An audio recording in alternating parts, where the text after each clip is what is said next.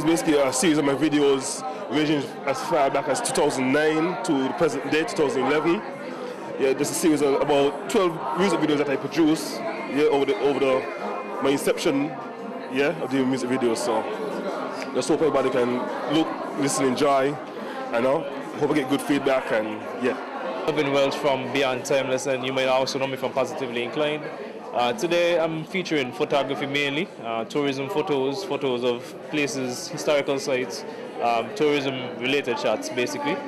And the services range from marketing to graphic design, website development, photography, which is being featured right now, consulting, and this is the full spectrum of marketing services.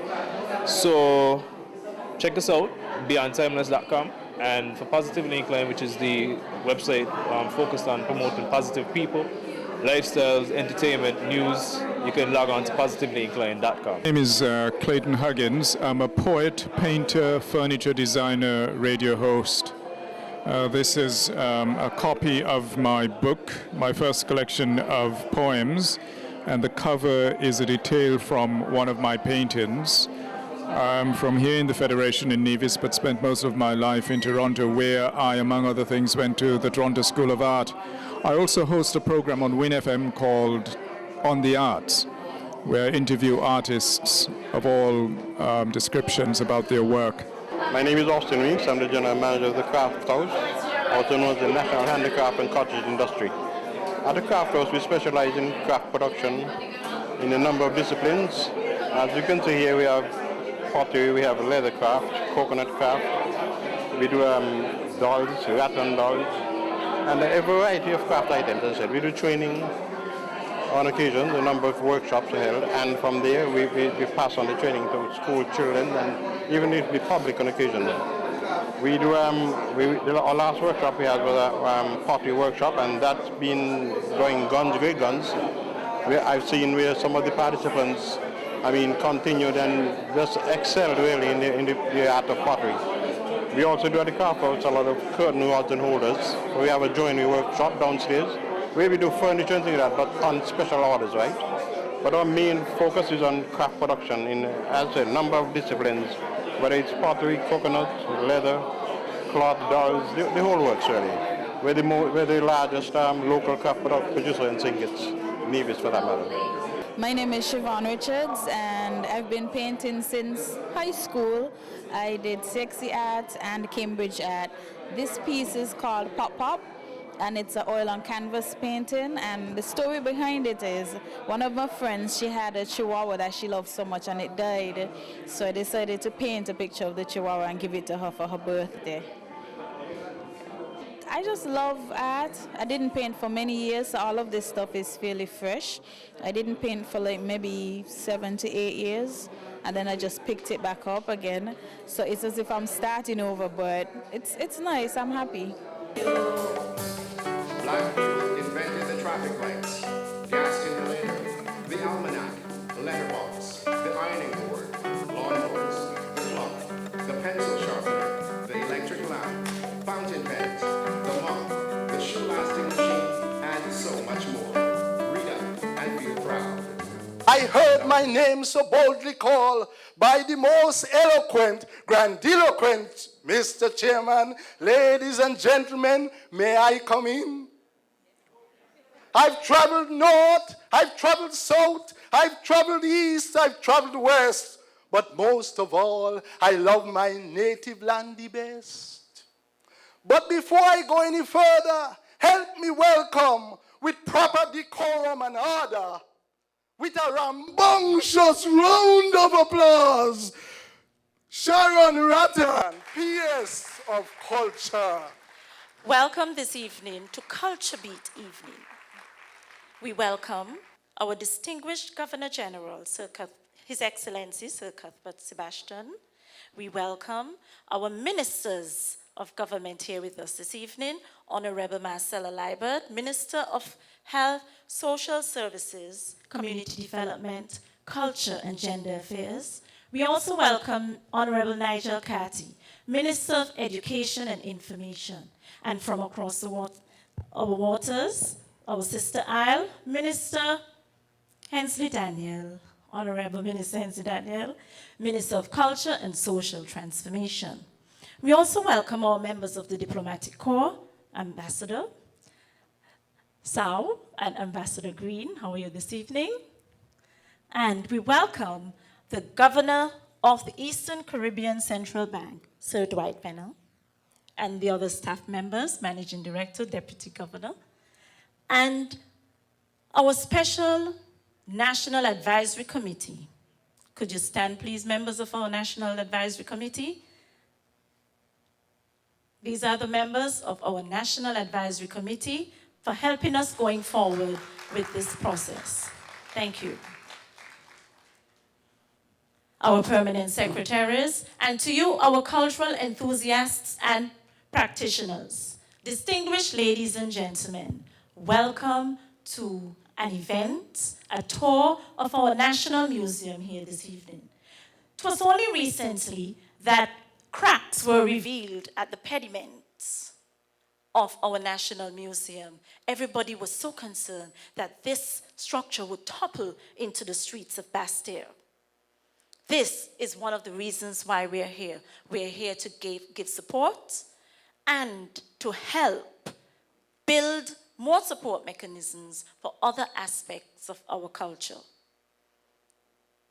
As we look at our museum and we take a walk down memory lane, we are going to go back to the Caribs, the petroglyphs, who helped us to learn about who we are. The Kalinagos, it helped us to know the Kalinagos were here before we were, and before Columbus lost his way, sailing west and then came east. Columbus lie, lie. He say he discover the whole of St. Christopher and Nevis, but he never tell anybody how the Caribs them came here long before he. Columbus lie. Columbus lie, lie.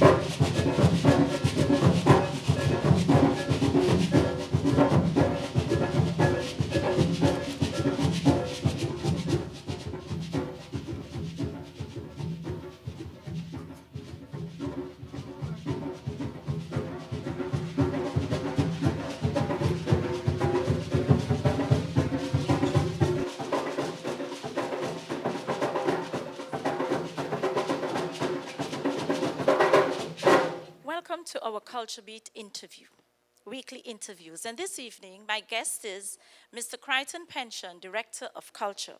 And he will be telling us some more about these national policy consultations. Mr. Pension, why is it important for us to have a national cultural policy? Well, a national cultural policy is very important because it sets out a structure, a framework within which people who operate in the culture sector can function and can operate. It provides them with an opportunity to build capacity, to strengthen their artistic expressions. So whilst that is important, what then is the purpose of these consultations? It is really to ensure the full participation and involvement of all stakeholders and organizations and groups in a series of meetings which will be held both on St. Kitts and on Nevis. These meetings would be designed to engage the stakeholders, and we have on board with us Sidney Bartley of Jamaica, who is our consultant, and he will be conducting these meetings with all stakeholders. Thank you. So what would be the outcome of all of these consultations? The feedback from all these consultations would be factored into the drafting of a national cultural policy. That draft would then be sent back to us for further review and evaluation. And then, of course, it would be sent back to the consultant who would, of course, take into considerations all the recommendations from the review and submit to us a national cultural policy, which hopefully will be endorsed by Cabinet and ratified and into a full-fledged national cultural policy for St. Kitts-and-Nevis. Now that you have enlightened us, Mr. Pension, when can we expect these consultations to begin? In late July to early August. And I'm hoping that all stakeholders will take the opportunity to make use of the opportunity to make your input. Don't wait until the policy is already drafted for you to say, well, you didn't involve me. You know how our people like to say they were not consulted. This is your opportunity. So listen out for the times and places for these consultations and make sure that you make your input into these consultations, which of course would be factored into the final draft document. And a word to all of the cultural enthusiasts and practitioners, do not forget those consultations. Thank you. Thank you for having me. Minister Carty will be invited to the stage to share his perspective. The Federation of St-Kitts-and-Nevis continues to benefit immensely from UNESCO's unique expertise and capacity building facilities that are continually being offered to us. The support is reflected in UNESCO's programs covering in broad terms the scope and objectives specifically defined in its mandate, and which include a commitment to the development and preservation of the cultural heritage of member countries and their peoples. I want to take this opportunity to reaffirm the inherent relevance of UNESCO's mandate in this key area of culture and the need for the agency to help us address our specific challenges as a small island developing state. Given the recent regional and global trends and challenges, we believe that UNESCO, along with other UN agencies, needs to reassert itself in its role in building and strengthening frameworks for peace building among nations and among their citizens within member states by promoting dialogue among civilizations. Culture is one of the media through which such a dialogue must take place. This interchange will have the impact of promoting and protecting cultural diversity, including the preservation of our most precious resources, our tangible and intangible cultural assets. The promotion of cultural diversity and intercultural dialogue is one of UNESCO's principal objectives and defining areas in its medium-term strategy. It benefits from a unique positioning and placement in the multilateral system, armed with the objective of assisting small vulnerable states with challenges and opportunities like ours. The discussion of the elaboration of a national cultural policy for St-Kitts-and-Nevis comes at a point when we are grappling with the fallout of the most severe financial, economic, and even social crisis of our time. I wish to highly commend the Honorable Minister, Marcelo Liebert, our Minister responsible for culture and social development, among other things, for so quickly getting around to the task of making significant strides in this critically important area. Minister Liebert, I think, recognizes that at such a time like this, we need to engage the full potential, academic, artistic, creative, inventive, athletic, technological potential of all our people if we are to continue to exist as a prosperous people and a viable nation. It has been theorized among some economists that small states like ours, with an extreme paucity of human and natural resources, are fast becoming completely unviable as economic entities. The economic growth poles of the future, we are told by these economists, are where there are millions and millions of people coupled with great physical size and an abundance of natural resources. China, India, Brazil, countries like those come very easily to mind. Our survival depends on our ability to carve out a space for ourselves, and we must explore and positively exploit those resources we have in relative abundance. I see the development of a national cultural policy, therefore, as a means of harnessing the potential of our people, young persons in particular, in a strategically focused way. We must not only perceive this national cultural policy as an opportunity for the performing arts practitioners, but we ought to see it more in a holistic way, as an integral component of our national development strategy. We must use the policy to identify, develop, and market the talents of our young people. We must use it to change attitudes and reform behavior. We must use